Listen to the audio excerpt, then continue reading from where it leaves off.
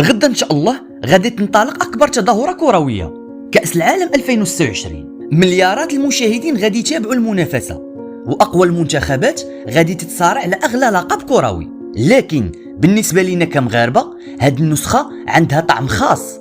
علاش؟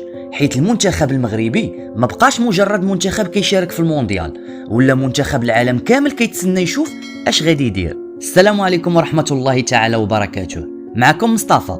تابعوا معنا التفاصيل.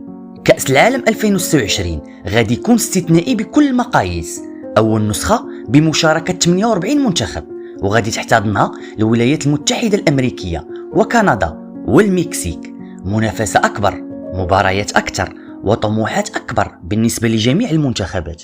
أما المنتخب المغربي فقد أوقعته القرعة في مجموعة قوية ومتوازنة، والكل كيتسنى البداية ديال أسود الأطلس في هذا العرس العالمي. الجماهير المغربية داخل المغرب وخارجه كلها أمل أن المنتخب يواصل كتابة التاريخ، خصوصا بعد ما ولا واحد من أكثر المنتخبات احتراما على الساحة الدولية. ولكن باش نفهموا علاش العالم كيهضر اليوم على المغرب، خاصنا نرجعوا شوية للوراء، نرجعوا لمونديال قطر 2022، البطولة اللي غيرت نظرة العالم كاملة للكرة المغربية. في ديك النسخة التاريخية دخل المنتخب المغربي المنافسة وسط توقعات محدودة، لكن مباراة بعد مباراة بدا الحلم يكبر. تعادل أمام كرواتيا، انتصار تاريخي على بلجيكا، تأهل مستحق على إسبانيا، ثم إسقاط البرتغال.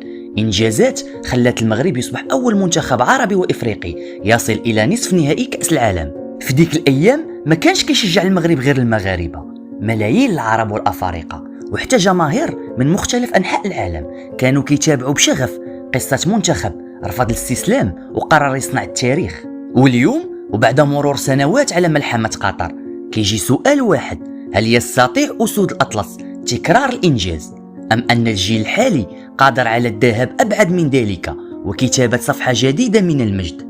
الأكيد أن المنتخب المغربي دخل مرحلة جديدة، مرحلة ما بقاتش فيها المشاركة هي الهدف، بل المنافسة مع كبار العالم. بين ذكريات قطر 2022 وأحلام كأس العالم 2026 يبقى الأمل قائما، ويبقى الحلم المغربي مستمر. إذا كان العالم قد انبهر بما فعله المغرب في قطر، فربما ما زالت لدى أسود الأطلس مفاجآت أخرى تنتظر الظهور في كأس العالم 2026. بالنسبة لك أنت، واش المغرب قادر في هذه النسخة يوصل لأبعد نقطة، ولا إنجاز قطر ما عمره يتكرر؟ خليو آراءكم في التعاليق، النقاش راه مفتوح للجميع، وما تنساوش تتابعونا في القناة باش توصلوا ديما بالجديد.